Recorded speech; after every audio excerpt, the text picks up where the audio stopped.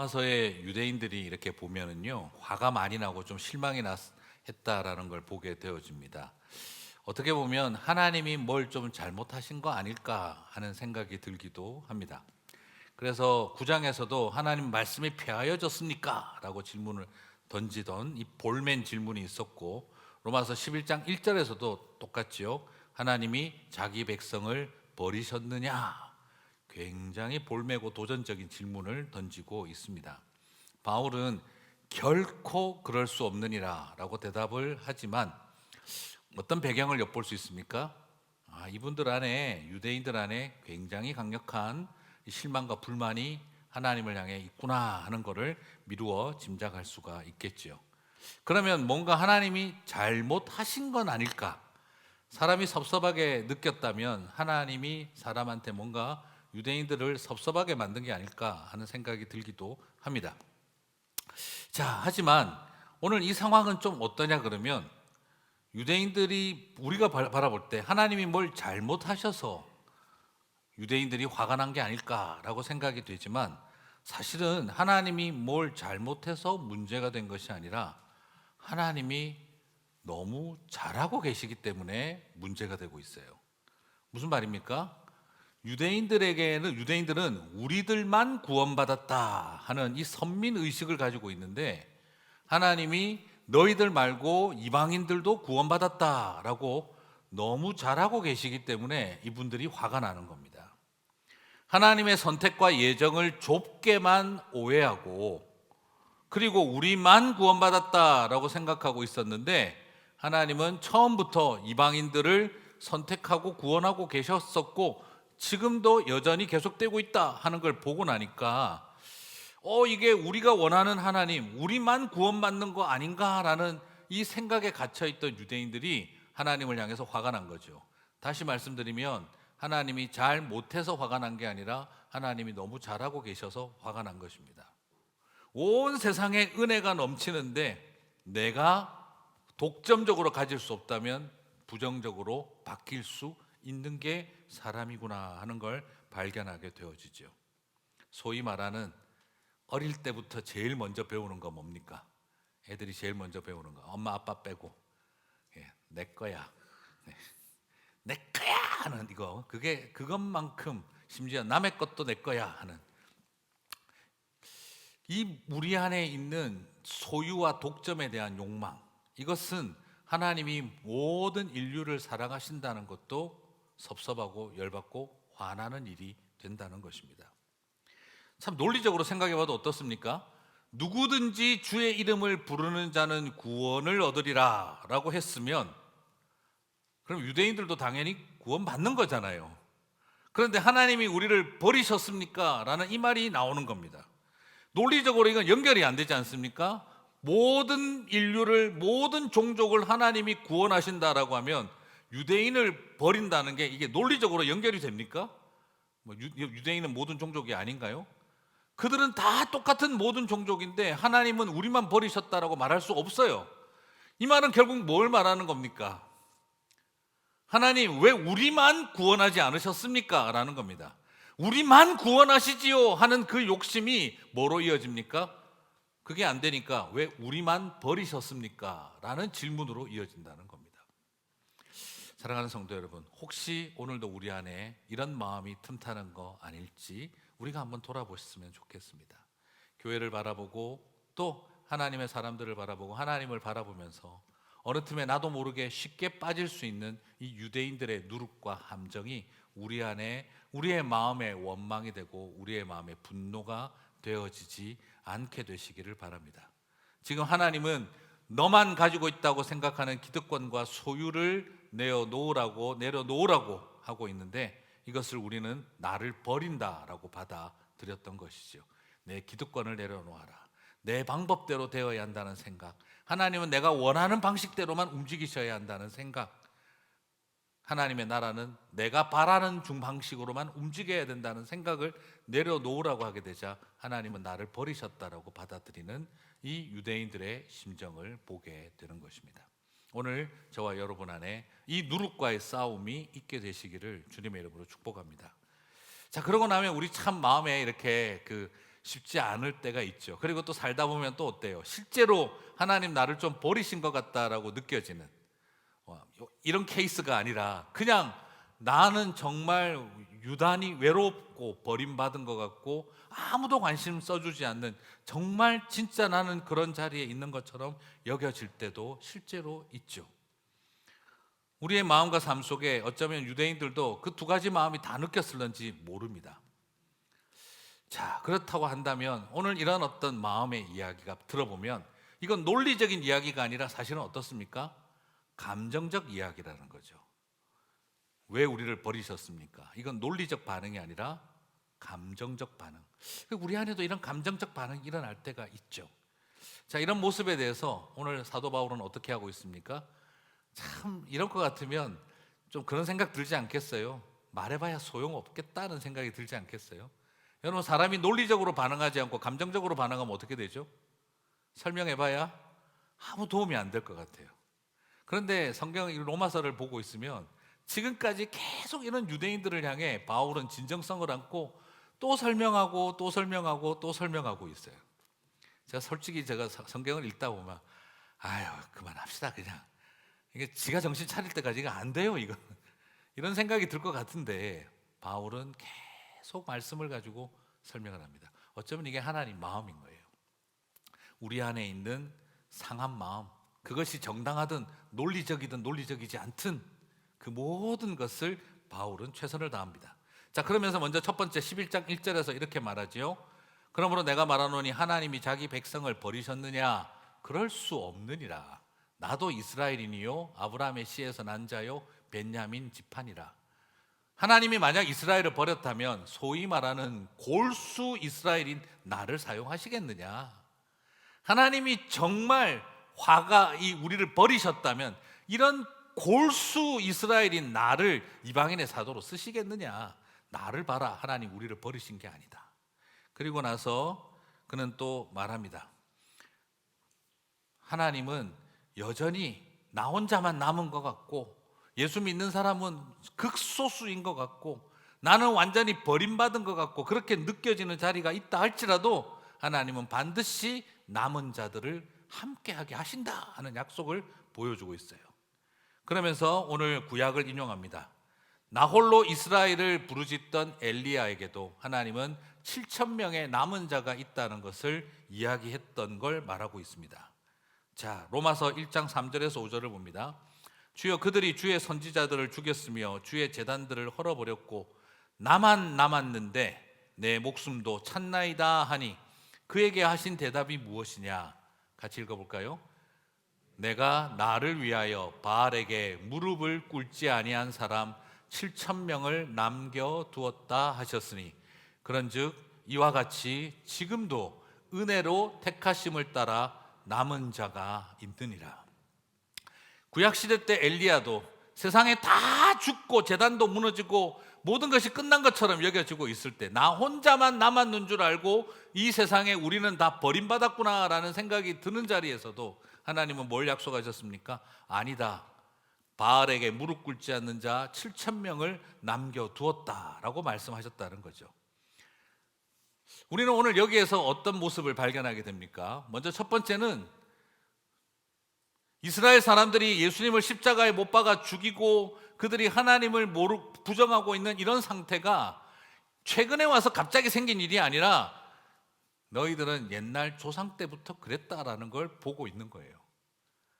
선지자들을 다 죽이고 제단을 헐어버리고 우상을 갖다 놓고 성전을 더럽혔던 것, 그건 너네들 옛날 조상들은 신앙생활 잘한 줄 아느냐? 아니다, 이 말입니다. 우리는 자꾸 과거를 미화시키는 특징이 있는데 그게 그렇지 않다는 거예요. 오히려 우리에게 하고 있는 말은 너희들은 과거에도 여전히 그랬고 지금도 여전히 그렇고 똑같다라는 걸 보여줍니다.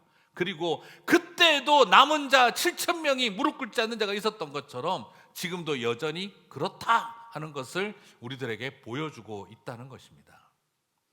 사랑하는 성도 여러분, 이것을 통해서 무엇을 보여주는 걸까요?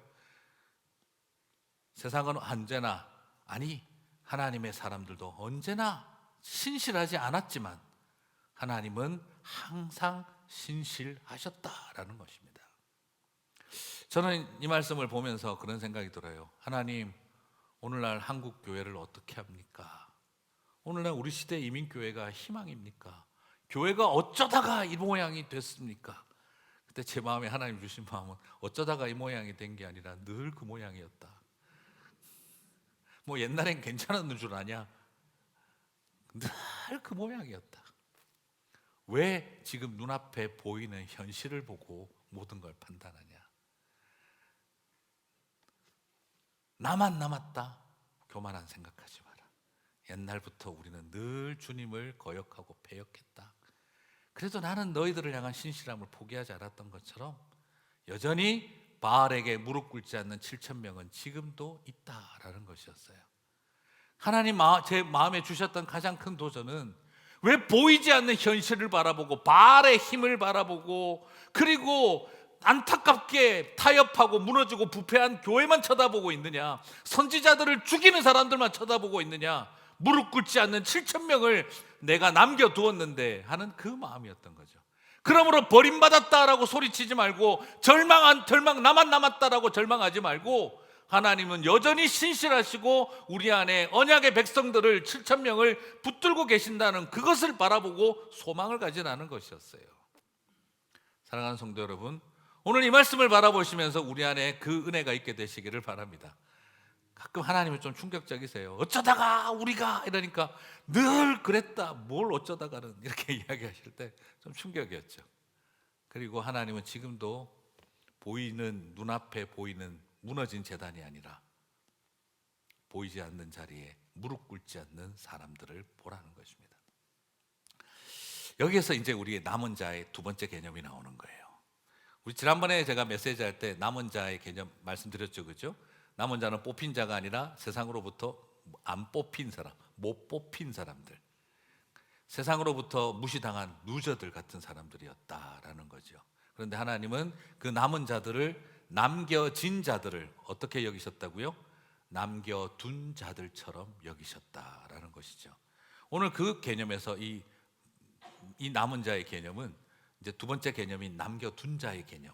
참 하나님께서 끝까지 지켜주신 마지막 때를 위한 종자 씨 같은 사람들을 말합니다.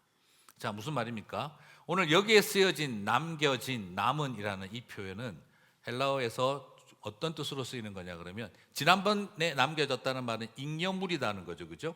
뽑히고 쓰임 받고 남은 잉여물들과 같은 것을 남은 거라고 했는데 여기에서 남았다는 표현은 뭐냐면 끝까지 보존하다라는 뜻입니다. 그래서 영어로는 keep, 또 번역할 때 capt로 번역이 되어 있는 경우가 많습니다. 하나님이 끝까지 킵하신 존재들. 사실은 우리가 지난번 첫 번째랑 연결이 되는데 사실은 뭐죠? 정확하게 말하면 세상으로부터 제껴진 사람들이에요, 말 그대로. 그런데 하나님은 그것을 어떻게 여기셨다고요? 내가 킵한 존재로 보신다는 거죠. 이 두 번째 개념인 보존한 자, 남겨둔 자의 개념입니다.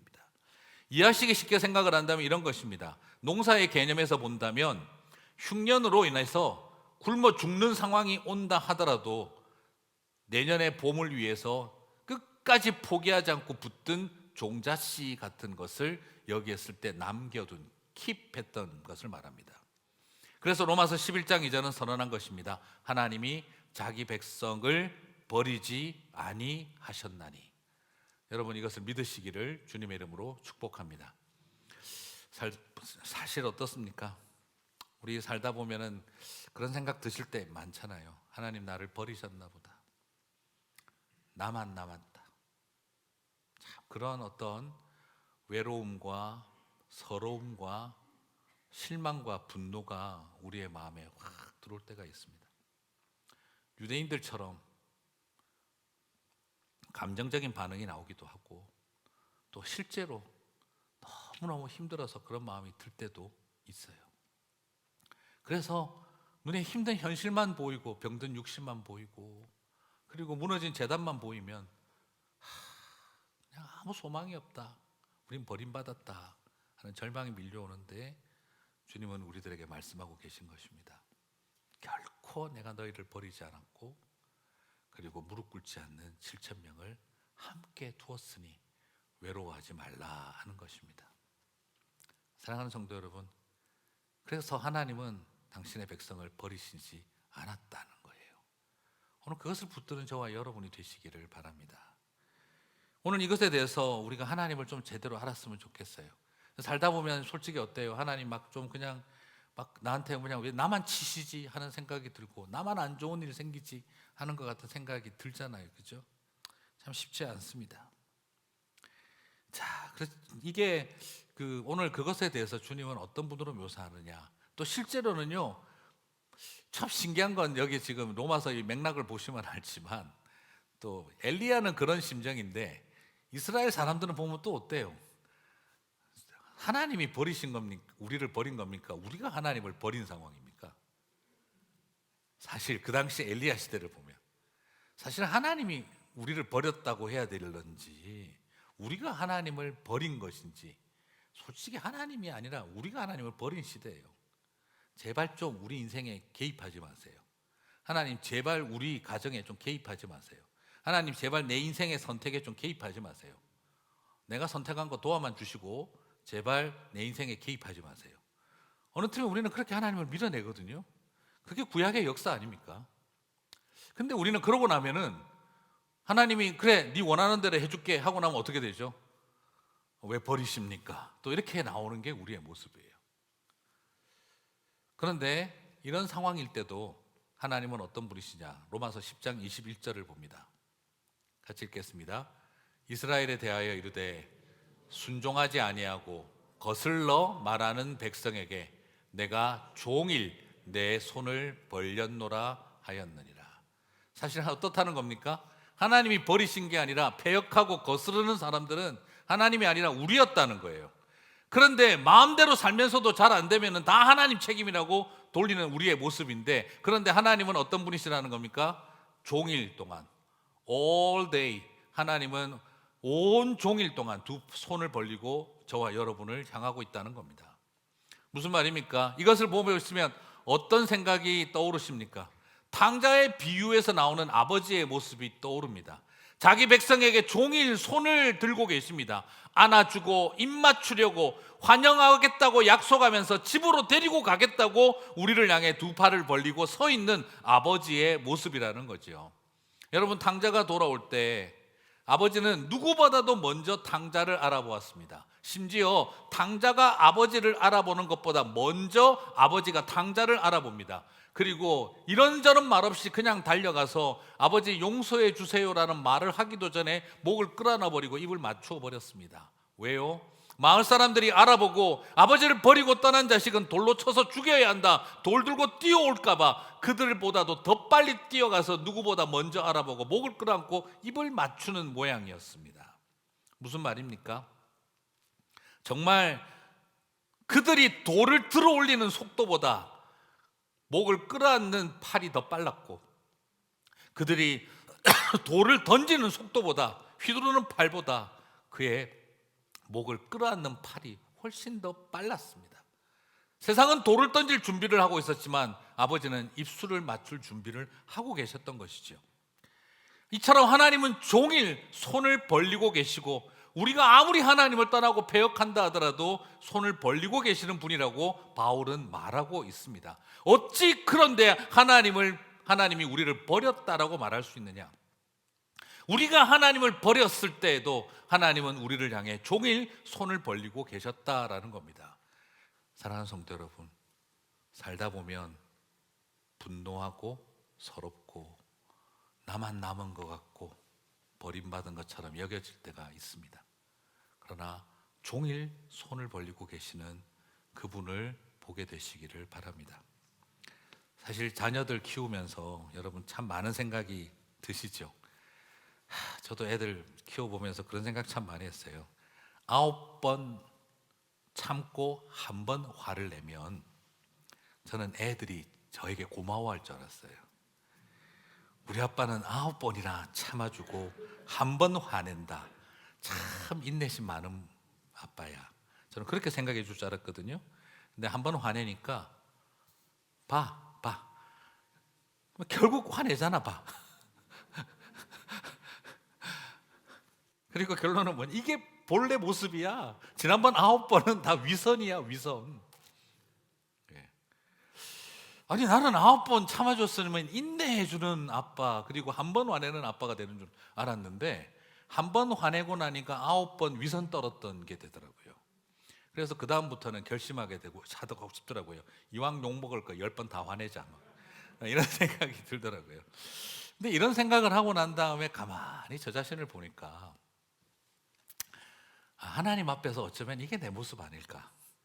하나님이 거의 치시지도 않는데 내가 하나님 앞에 성깔 부리고 필요 없다 가라고, 근처도 오지 말라고 했었다가, 그리고 뭐 하나 조금만 안 되면 9번, 10번, 수십 번을 참으시는 하나님이 한 번 나한테 징벌하시면 조금 섭섭하기만 하면 거 봐, 하나님 다 이 모양이야.